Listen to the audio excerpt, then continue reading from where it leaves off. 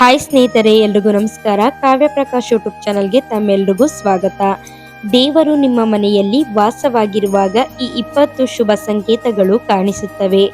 ಒಂದು ವೇಳೆ ನಿಮಗೆ ಪ್ರತಿದಿನ ಬೆಳಿಗ್ಗೆ ಈ ಸಂಕೇತಗಳು ಕಂಡರೆ ನಿಮ್ಮ ಮನೆಯಲ್ಲಿ ದೇವರ ವಾಸವಿದೆ ಎಂದು ಅರ್ಥೈಸಿಕೊಳ್ಳಿ. ಈ ಚಿಹ್ನೆಗಳು ಯಾವುವು ಎಂಬುದರ ಕುರಿತು ಇಂದಿನ ವಿಡಿಯೋದಲ್ಲಿ ನಾವು ತಿಳಿಸಿಕೊಡಲಿದ್ದೇವೆ. ದೇವರನ್ನು ಪ್ರಸನ್ನಗೊಳಿಸಲು ಜನರು ಅನೇಕ ರೀತಿಯ ಪೂಜೆಗಳನ್ನು ಮತ್ತು ಉಪವಾಸಗಳನ್ನ ಮಾಡುತ್ತಾರೆ.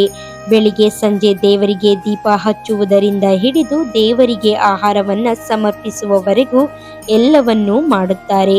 ಇದರಿಂದ ದೇವರ ಆಶೀರ್ವಾದವು ತಮ್ಮ ಮೇಲೆ ಇರಲಿ ಮತ್ತು ಅವರ ಜೀವನದಲ್ಲಿ ಯಾವುದೇ ಸಮಸ್ಯೆಗಳು ಅಥವಾ ತೊಂದರೆಗಳು ಬರದಿರಲಿ ಎಂದು.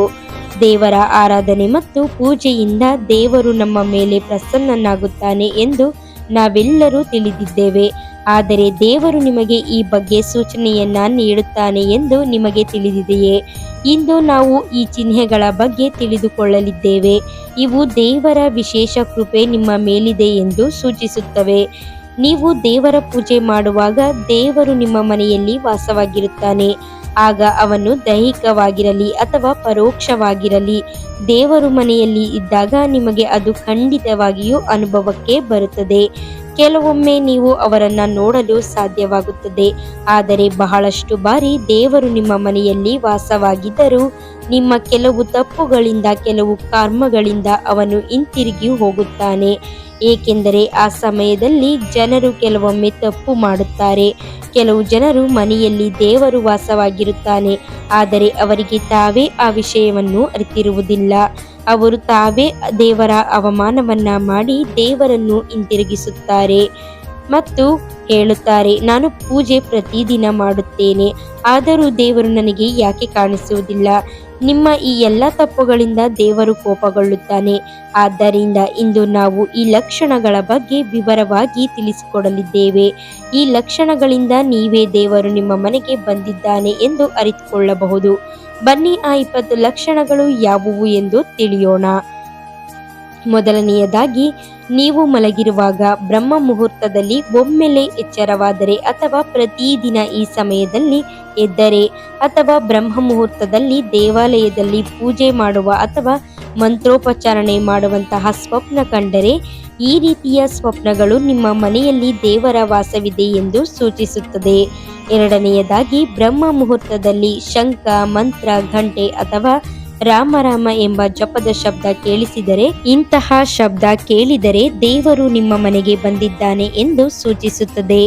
ಮೂರನೆಯದಾಗಿ, ಸ್ನಾನ ಮಾಡಿ ಸಿದ್ಧರಾದಾಗ ವಿಶಿಷ್ಟವಾದ ಸುಗಂಧ ಕಾಣಿಸಿದರೆ ಇದು ಒಂದು ವಿಶೇಷ ಸುಗಂಧವಾಗಿರುತ್ತದೆ. ಇದು ಮನೆಯ ಯಾರಿಗೂ ಅನುಭವಕ್ಕೆ ಬಾರದು, ಕೇವಲ ನಿಮಗೆ ಮಾತ್ರ ಜಾಣವಾಗುತ್ತದೆ. ಇದು ಯಾವುದೇ ಪರಿಮಳ ದ್ರವ್ಯ, ಧೂಪದ ಗಂಧ ಅಥವಾ ಇತರ ಯಾವುದೇ ಸುಗಂಧವಲ್ಲ. ಈ ಸುಗಂಧ ನಿಮ್ಮ ಮನೆಯ ದೇವಾಲಯದಿಂದ ಬರುತ್ತದೆ. ದೇವಾಲಯಕ್ಕೆ ಹತ್ತಿರ ಹೋದಂತೆ ಈ ಸುಗಂಧ ಹೆಚ್ಚಾಗುತ್ತದೆ. ಈ ಸುಗಂಧ ದೇವತೆಗಳಿಂದ ಬರುವ ಸುಗಂಧವಾಗಿದೆ. ಇದು ನಿಮ್ಮ ಮನೆಯಲ್ಲಿ ದೇವರ ವಾಸವಿದೆ ಎಂದು ಸೂಚಿಸುತ್ತದೆ. ಇದಕ್ಕೆ ವಿರುದ್ಧವಾಗಿ ಮನೆಯಲ್ಲಿ ಋಣಾತ್ಮಕ ಶಕ್ತಿ ಪ್ರವೇಶಿಸಿದಾಗ ದುರ್ಗಂಧ ಬರುತ್ತದೆ. ಆದರೆ ದೇವರು ವಾಸವಾಗಿರುವಾಗ ಮತ್ತು ಸಕಾರಾತ್ಮಕ ಶಕ್ತಿ ಪ್ರವೇಶಿಸಿದಾಗ ಈ ಸುಗಂಧ ನಿಮ್ಮ ಹೃದಯವನ್ನು ಸಂಪೂರ್ಣವಾಗಿ ಮಂತ್ರಮುಗ್ಧಗೊಳಿಸುತ್ತದೆ. ನಾಲ್ಕನೆಯದಾಗಿ, ಪೂಜೆಯ ಸಮಯದಲ್ಲಿ ಯಾವುದೇ ಜೀವಿ, ನಾಯಿ, ಬೆಕ್ಕು, ಗೋವು, ಸಾಧು ಅಥವಾ ಭಿಕ್ಷುಕ ಬಾಗಿಲಿಗೆ ಬಂದರೆ, ವಾರದಲ್ಲಿ ಆಗಾಗ ಇದು ಸಂಭವಿಸಿದರೆ ಇದರ ಅರ್ಥ ದೇವರು ನಿಮ್ಮ ಬಾಗಿಲನ್ನು ತಟ್ಟುತ್ತಾನೆ. ಗೋಮಾತೆ ಲಕ್ಷ್ಮೀ ದೇವಿಯ ಒಂದು ರೂಪವಾಗಿದೆ. ನಾಯಿ ಭೈರವನ ಸಂಕೇತವಾಗಿದೆ ಮತ್ತು ಭಿಕ್ಷುಕನು ದೇವರ ಯಾವುದೋ ರೂಪದಲ್ಲಿ ಬರುತ್ತಾನೆ. ಆದ್ದರಿಂದ ಅವರನ್ನು ಎಂದಿಗೂ ಹೊರಗಟ್ಟಬಾರದು. ಬದಲಿಗೆ ಅವರಿಗೆ ಏನಾದರೂ ಆಹಾರವನ್ನ ನೀಡಿ ಮತ್ತು ಗೌರವಿಸಿ. ಹಣ ಅಥವಾ ಇತರ ದಾನವನ್ನು ನೀಡುವುದು ಬೇರೆ ವಿಷಯ, ಆದರೆ ಆಹಾರ ಮತ್ತು ನೀರಿನ ದಾನವೇ ದೊಡ್ಡ ದಾನವಾಗಿದೆ. ಐದನೆಯದಾಗಿ, ರಾತ್ರಿಯಲ್ಲಿ ಆಗಾಗ್ಗೆ ಸ್ವಪ್ನಗಳಲ್ಲಿ ದೇವಾಲಯ ಮೂರ್ತಿ ಅಥವಾ ದೇವರ ದರ್ಶನವಾದರೆ ಇದರ ಅರ್ಥ ದೇವರ ಕೃಪೆ ನಿಮಗೆ ಶೀಘ್ರವಾಗಿ ಒಲಿಯಲಿದೆ. ಕೆಲವೊಮ್ಮೆ ಏನನ್ನಾದರೂ ತೆಗೆದುಕೊಳ್ಳಲು ಹೋಗುವಾಗ ನಿಮ್ಮ ಮನಸ್ಸಿನಲ್ಲಿ ಆ ವಿಷಯದ ಬಗ್ಗೆ ಶಂಕೆ ಉದ್ಭವಿಸುತ್ತದೆ. ಎಲ್ಲವೂ ಸರಿಯಾಗಿ ನಡೆದ ನಂತರವೂ ಏನಾದರೂ ಘಟನೆ ಸಂಭವಿಸಿ ನಿಮ್ಮನ್ನು ನಿರ್ಧಾರ ತೆಗೆದುಕೊಳ್ಳದಂತೆ ತಡೆಯುತ್ತದೆ. ಇದು ದೈವಿ ಶಕ್ತಿಯ ಆಶೀರ್ವಾದವಿದೆ ಎಂದು ಪರಿಗಣಿಸಲಾಗುತ್ತದೆ. ದೇವರ ಆಶೀರ್ವಾದವಿರುವ ಜನರು ಶ್ರೀಮಂತರಾಗಿರಲಿ ಅಥವಾ ಬಡವರಾಗಿರಲಿ ಎಲ್ಲೆಡೆ ಬೆಂಬಲವನ್ನು ಪಡೆಯುತ್ತಾರೆ. ಕಡಿಮೆ ಕೆಲಸ ಮಾಡಿದರೂ ಯಶಸ್ಸು ಸಿಗುವುದಾದರೆ ಇದು ದೇವರ ಕೃಪೆಯ ಲಕ್ಷಣವಾಗಿದೆ. ದೇವರು ಅವರ ಮೇಲೆ ಪ್ರಸನ್ನನಾಗಿರುತ್ತಾನೆ, ಎಲ್ಲ ಸಂಕಟಗಳಿಂದ ರಕ್ಷಿಸುತ್ತಾನೆ. ಪ್ರತಿ ಸಂದರ್ಭದಲ್ಲೂ ಆನಂದವಿರುತ್ತದೆ. ಎಷ್ಟೇ ದುಃಖ ಬಂದರೂ ಅವರು ಯಾವಾಗಲೂ ಆನಂದರಾಗಿರುತ್ತಾರೆ. ಯಾವುದೇ ಸಮಸ್ಯೆಗೆ ಭಯಪಡುವುದಿಲ್ಲ ಮತ್ತು ಪ್ರತಿ ತೊಂದರೆಯನ್ನು ಸುಲಭವಾಗಿ ಜಯಿಸುತ್ತಾರೆ. ಆರನೆಯದಾಗಿ ಗೂಬೆಯನ್ನು ಕಾಣುವುದು ಶುಭ.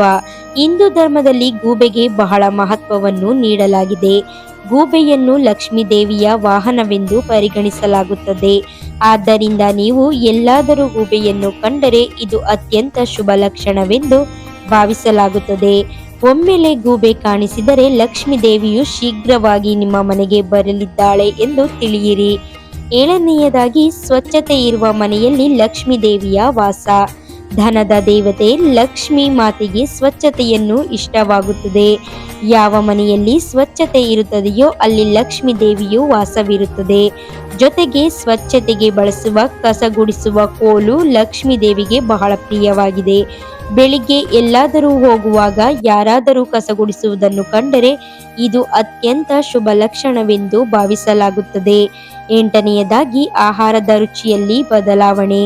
ಲಕ್ಷ್ಮೀ ದೇವಿಯು ಎಲ್ಲಿಗೆ ಬರುತ್ತಾಳೆಯೋ ಅಲ್ಲಿ ಆ ಮನೆಯ ಜನರ ಆಹಾರದ ರುಚಿಯಲ್ಲಿ ಬದಲಾವಣೆಯಾಗುತ್ತದೆ. ಇಂತಹ ಮನೆಯ ಜನರಿಗೆ ಹಸಿವು ಕಡಿಮೆಯಾಗುತ್ತದೆ, ಕಡಿಮೆ ಆಹಾರವೇ ಸಾಕಾಗುತ್ತದೆ. ಜೊತೆಗೆ ಇಂತಹ ಮನೆಯ ಜನರು ಮಾಂಸಾಹಾರದಿಂದ ದೂರವಿರುವಂತೆ ಬದಲಾಗುತ್ತಾರೆ. ಒಂಬತ್ತನೆಯದಾಗಿ ಶಂಖದ ಶಬ್ದ. ಹಿಂದೂ ಧರ್ಮದಲ್ಲಿ ಶಂಖಕ್ಕೆ ಪ್ರಮುಖ ಸ್ಥಾನವಿದೆ. ಶಂಖದ ಶಬ್ದವು ಅತ್ಯಂತ ಶುಭವೆಂದು ಪರಿಗಣಿಸಲಾಗುತ್ತದೆ. ಆದ್ದರಿಂದ ಶುಭ ಸಂದರ್ಭಗಳಲ್ಲಿ ಅಥವಾ ಪೂಜೆ ಸಮಯದಲ್ಲಿ ಶಂಖವನ್ನು ಊದಲಾಗುತ್ತದೆ. ಬೆಳಿಗ್ಗೆ ಎದ್ದ ತಕ್ಷಣ ಶಂಖದ ಶಬ್ದ ಕೇಳಿಸಿದರೆ ಇದು ಲಕ್ಷ್ಮೀ ದೇವಿಯ ಆಗಮನವನ್ನು ಸೂಚಿಸಲಾಗುತ್ತದೆ. ಹತ್ತನೆಯದಾಗಿ ನೀಲಕಂಠ ಪಕ್ಷಿಯ ದರ್ಶನ. ಸತತ 3 ದಿನಗಳ ಕಾಲ ಮನೆಯಿಂದ ಹೊರಗೆ ಹೋಗುವಾಗ ನೀಲಕಂಠ ಪಕ್ಷಿಯು ಕಾಣಿಸಿದರೆ ದೇವರು ನಿಮ್ಮ ಮಾತನ್ನು ಕೇಳಿದ್ದಾನೆ ಎಂದು ತಿಳಿಯಿರಿ. ನಿಮ್ಮ ದೊಡ್ಡ ಇಚ್ಛೆ ಶೀಘ್ರವಾಗಿ ಈಡೇರುವುದು. ನೀಲಕಂಠ ಪಕ್ಷಿಯ ದರ್ಶನವು ಮಹಾದೇವನ ಆಶೀರ್ವಾದದ ಲಕ್ಷಣವಾಗಿದೆ. 11ನೆಯದಾಗಿ ನಿಮ್ಮ ಮನೆಯ ಮುಖ್ಯದ್ವಾರದಲ್ಲಿ ಪಕ್ಷಿಗಳು ಗೂಡು ಕಟ್ಟಿದ್ದರೆ ಇದು ಬಹಳ ಶುಭ ಲಕ್ಷಣವಾಗಿದೆ. ಇದು ನಿಮ್ಮ ಪೂಜೆಯ ಯಶಸ್ವಿಯಾದ ಸಾಕ್ಷಿಯಾಗಿದೆ. ಪಕ್ಷಿಗಳಿಗೆ ಮತ್ತು ಅವುಗಳ ಮರಿಗಳಿಗೆ ತೊಂದರೆಯನ್ನುಂಟು ಮಾಡದಿರಿ, ಬದಲಿಗೆ ಅವುಗಳಿಗೆ ಆಹಾರ ಮತ್ತು ನೀರನ್ನು ನೀಡಿ. 12ನೆಯದಾಗಿ ಪೂಜೆಯ ನಂತರ ಹೊರಗೆ ಹೋಗುವಾಗ ಕೋತಿಗಳ ಗುಂಪು ಕಂಡರೆ ಇದು ನಿಮ್ಮ ಉಪಾಸನೆ ಯಶಸ್ವಿಯಾಗಲಿದೆ ಎಂಬ ಸಂಕೇತವಾಗಿದೆ. ದೇವರು ನಿಮ್ಮ ಬಗ್ಗೆ ಕರುಣಾಮಯಿಯಾಗಿದ್ದಾನೆ. ಆ ಕೋತಿಗಳಿಗೆ ಏನಾದರೂ ಆಹಾರವನ್ನು ನೀಡಲು ಪ್ರಯತ್ನಿಸಿ. 13ನೆಯದಾಗಿ ಪೂಜೆಯ ಸಮಯದಲ್ಲಿ ಒಮ್ಮೆಲೆ ಅತಿಥಿಗಳು ಅಥವಾ ಗುರುವಿನ ಆಗಮನ. ಉದಾಹರಣೆಗೆ ಬ್ರಾಹ್ಮಣರ ಆಗಮನವು ದೇವರ ಆಶೀರ್ವಾದದ ಲಕ್ಷಣವಾಗಿದೆ. ಅತಿಥಿಗಳು ಉಡುಗೊರೆಯೊಂದಿಗೆ ಬಂದರೆ ಇದು ದೇವರು ನಿಮ್ಮ ಪೂಜೆಯನ್ನು ಸ್ವೀಕರಿಸಿದ ಸ್ಪಷ್ಟ ಲಕ್ಷಣವಾಗಿದೆ. 14ನೆಯದಾಗಿ ಪೂಜೆಯ ಸಮಯದಲ್ಲಿ ದೀಪದ ಜ್ವಾಲೆ ಒಮ್ಮೆಲೆ ದೊಡ್ಡದಾದರೆ ಇದು ನಿಮ್ಮ ಪೂಜೆ ಯಶಸ್ವಿಯಾದದ್ದನ್ನ ಮತ್ತು ದೇವರ ಕೃಪೆಯಿಂದ ನಿಮ್ಮ ದುಃಖದ ದಿನಗಳು ಶೀಘ್ರವಾಗಿ ಕೊನೆಗೊಳ್ಳಲಿವೆ ಎಂದು ಸೂಚಿಸುತ್ತದೆ.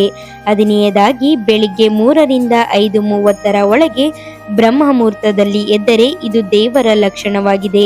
ಬ್ರಹ್ಮ ಮುಹೂರ್ತದಲ್ಲಿ ಎದ್ದರೆ ದೇವರು ನಿಮ್ಮ ಭಕ್ತಿಯಿಂದ ಪ್ರಸನ್ನನಾಗಿರುತ್ತಾನೆ. 16ನೆಯದಾಗಿ ಮುಂಜಾನೆ 3:20ಕ್ಕೆ ಒಮ್ಮೆಲೆ ಎಚ್ಚರವಾದರೆ ಇದನ್ನು ಸಾಮಾನ್ಯ ವಿಷಯವೆಂದು ಭಾವಿಸಬೇಡಿ. ಇದು ತುಂಬಾ ಶುಭ ಲಕ್ಷಣವೆಂದು ಪರಿಗಣಿಸಲಾಗುತ್ತದೆ. ಮುಂಜಾನೆ 3 ಗಂಟೆಯ ನಂತರ ದೇವತೆಗಳ ಶಕ್ತಿಯು ಜಾಗೃತವಾಗುತ್ತದೆ ಎಂದು ಹೇಳಲಾಗುತ್ತದೆ. ಈ ಸಂದರ್ಭದಲ್ಲಿ ನೀವು ಆಗಾಗ್ಗೆ 3 ಗಂಟೆಯ ನಂತರ ಎಚ್ಚರವಾದರೆ ದೇವತೆಗಳಿಂದ ಕೇಳಿದ ಯಾವುದೇ ವರವೂ ವ್ಯರ್ಥವಾಗುವುದಿಲ್ಲ. ದೇವರು ನಿಮ್ಮ ಪ್ರಾರ್ಥನೆಯನ್ನು ಖಂಡಿತವಾಗಿಯೂ ಈಡೇರಿಸುತ್ತಾನೆ. 17ನೆಯದಾಗಿ ಸ್ವಪ್ನದಲ್ಲಿ ಎತ್ತರದ ಪರ್ವತ ಮತ್ತು ಜಲಪಾತ ಕಂಡರೆ. ಒಂದು ವೇಳೆ ನೀವು ಆ ಜಲಪಾತದ ನೀರನ್ನು ಕುಡಿಯುತ್ತಿದ್ದರೆ ನಿಮಗೆ ಖಂಡಿತವಾಗಿಯೂ ಯಶಸ್ಸು ಸಿಗಲಿದೆ. ನಿಮ್ಮ ಶಿಕ್ಷಣವನ್ನು ಸರಿಯಾಗಿ ಬಳಸಿಕೊಂಡು ಕುಟುಂಬವನ್ನು ನಡೆಸಬಹುದಾದರೆ ಇದು ಕೇವಲ ದೇವರ ಕೃಪೆಯಿಂದ ಸಾಧ್ಯವಾಗುತ್ತದೆ. ಜಗತ್ತಿನಲ್ಲಿ ಕೆಲವರು ಶಿಕ್ಷಿತರಾಗಿದ್ದರೂ ತಮ್ಮ ಶಿಕ್ಷಣವನ್ನು ಸರಿಯಾಗಿ ಬಳಸಿಕೊಳ್ಳಲು ಸಾಧ್ಯವಾಗುವುದಿಲ್ಲ. ಒಳ್ಳೆಯ ಆರೋಗ್ಯವಿರುವವರ ಮೇಲೆ ದೇವರ ಆಶೀರ್ವಾದವಿರುತ್ತದೆ. ಇಂತಹ ಜನರು ತಮ್ಮನ್ನು ಭಾಗ್ಯವಂತರೆಂದು ಭಾವಿಸಬೇಕು. ನಿಮ್ಮ ಜೀವನದಲ್ಲಿ ಸರಿಯಾದ ಜೀವನ ಸಂಗಾತಿಯು ಸಿಕ್ಕಿದ್ದರೆ ಇದು ಕೇವಲ ದೇವರ ಕೃಪೆಯಿಂದ ಸಾಧ್ಯವಾಗಿದೆ. ಒಳ್ಳೆಯ ಜೀವನ ಸಂಗಾತಿಯು ನಿಮ್ಮ ಸಂಪೂರ್ಣ ಜೀವನವನ್ನು ಆನಂದಮಯವಾಗಿಸಬಹುದು, ಆದರೆ ಕೆಟ್ಟ ಜೀವನ ಸಂಗಾತಿಯು ಸಂಪೂರ್ಣ ಜೀವನವನ್ನು ಕಲಹ ಮತ್ತು ಸಂಕಟದಲ್ಲಿ ಕಳೆಯುವಂತೆ ಮಾಡುತ್ತದೆ. 19ನೇಯದಾಗಿ ವಿಧೇಯ ಮಗು. ಒಬ್ಬ ವ್ಯಕ್ತಿಯ ಮಗು ವಿಧೇಯವಾಗಿದ್ದರೆ ಇದು ದೇವರ ಕೃಪೆಯೇ ಆಗಿದೆ. ಇಲ್ಲವಾದರೆ ಈ ಕಾಲದಲ್ಲಿ ಬಹಳಷ್ಟು ಜನರು ತಮ್ಮ ಮಕ್ಕಳಿಂದ ದುಃಖಿತರಾಗಿದ್ದಾರೆ. ಸರಿಯಾದ ಮತ್ತು ತಪ್ಪಿನ ನಡುವೆ ವ್ಯತ್ಯಾಸವನ್ನ ಗುರುತಿಸುವ ಸಾಮರ್ಥ್ಯವಿರುವವರ ಮೇಲೆ ಅವರ ಪ್ರಮುಖ ದೇವತೆಯು ಆಶೀರ್ವಾದವಿರುತ್ತದೆ. ಸ್ವಪ್ನದಲ್ಲಿ ದೇವರನ್ನು ಕಾಣುವವರಿಗೆ ದೇವತೆಗಳ ಆಶೀರ್ವಾದವಿರುತ್ತದೆ. ಇಲ್ಲವಾದರೆ ಎಲ್ಲರಿಗೂ ದೇವರ ದರ್ಶನವಾಗುವುದು ಸಾಧ್ಯವಿಲ್ಲ. ಯಾರಿಗೆ ಕೋಪದ ಮೇಲೆ ನಿಯಂತ್ರಣವಿರುತ್ತದೆಯೋ, ಯಾರ ಮನಸ್ಸು ಶಾಂತವಾಗಿರುತ್ತದೆಯೋ, ಪ್ರತಿ ಸಂದರ್ಭವನ್ನು ಸಾಮಾನ್ಯವಾಗಿ ಎದುರಿಸುವ ಜ್ಞಾನವಿರುವವನಿಗೆ ದೇವರ ಆಶೀರ್ವಾದವಿರುತ್ತದೆ. 19ನೇಯದಾಗಿ ಗುರು, ಪೋಷಕ ಅಥವಾ ಬ್ರಾಹ್ಮಣರ ಆಗಮನ. ದೇವರು ತಮ್ಮ ನಿಜವಾದ ರೂಪದಲ್ಲಿ ಕಾಣಿಸಿಕೊಳ್ಳುವುದಿಲ್ಲ, ಆದರೆ ಕೆಲವರನ್ನು ದೇವತೆಗಳಿಗೆ ಸಮಾನವೆಂದು ಭಾವಿಸಲಾಗುತ್ತದೆ. ಇದರಲ್ಲಿ ಪೋಷಕರು, ಗುರು ಅಥವಾ ಬ್ರಾಹ್ಮಣರು ಸೇರಿದ್ದಾರೆ. ಪೂಜೆಯ ಸಮಯದಲ್ಲಿ ಇವರಲ್ಲಿ ಯಾರಾದರೂ ನಿಮ್ಮ ಮನೆಗೆ ಪ್ರವೇಶಿಸಿದರೆ ಇದು ಅತ್ಯಂತ ಶುಭ ಲಕ್ಷಣವೆಂದು ಪರಿಗಣಿಸಲಾಗುತ್ತದೆ.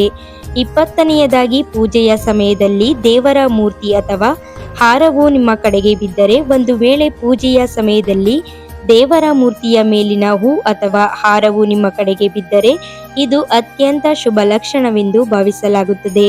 ಇದು ದೇವರು ನಿಮ್ಮ ಪೂಜೆಯಿಂದ ಅತ್ಯಂತ ಪ್ರಸನ್ನನಾಗಿದ್ದಾನೆ ಎಂದು ಸೂಚಿಸುತ್ತದೆ. ದೇವರ ಆಶೀರ್ವಾದ ನಿಮ್ಮ ಮೇಲಿದೆ ಮತ್ತು ನಿಮ್ಮೆಲ್ಲರ ಇಚ್ಛೆಗಳು ಶೀಘ್ರವಾಗಿ ಈಡೇರುವವು.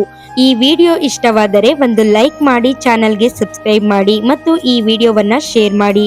ಇಂದಿನ ವಿಡಿಯೋವನ್ನು ವೀಕ್ಷಿಸಿದ್ದಕ್ಕಾಗಿ ಬಹಳ ಧನ್ಯವಾದಗಳು.